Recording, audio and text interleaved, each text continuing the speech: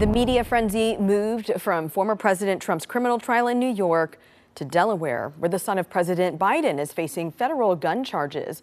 This case comes at a delicate time for the first family. Todd Unger talked with The Hill columnist Judy Kurtz for more analysis. Judy, always good to see you. Thank you for making some time for us. So we talked a lot about former President Trump's trial the past few weeks. Let's switch gears a bit and talk about Hunter Biden's criminal trial now underway in Delaware. He is facing those felony gun charges. The First Lady was in the courtroom to show support earlier in the week. President Biden was not. Overall, how's the trial and family dynamic going to play out here, you think?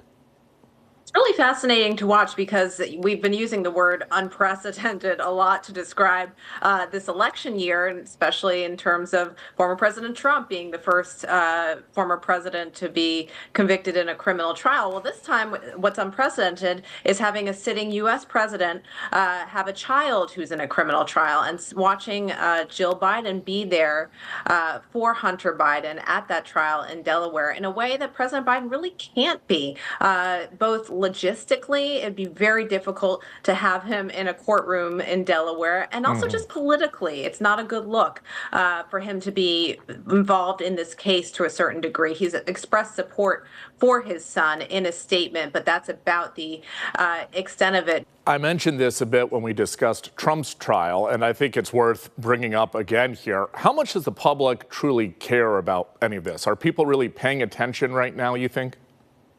Republican critics of the president are hoping that people are paying attention to Hunter Biden's trial in this case. I don't know that it necessarily strikes a chord with the American public. I think everyone does see it sad to see how this has played out amid Hunter Biden's struggle, longtime public struggle with addiction. But I think also just talking politically ahead of Election Day, 6 months out, for Jill Biden to be, rather than on the campaign trail or highlighting some of her various initiatives at the White House, particularly with military families, which she normally would be doing, to be sitting in a courtroom supporting her son is certainly, not the first place I think she'd want to be.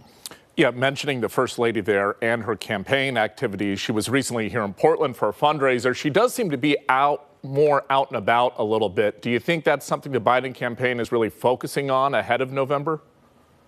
Absolutely. And she traditionally has been one of his strongest surrogates on the campaign trail, going across the country, appearing at many events in support of the Biden administration and his reelection bid. This does take her away from it. She said that if the trial continues, she does plan to be back in court. Judy Kurtz from The Hill, thank you so much for the time. Thanks so much, Todd.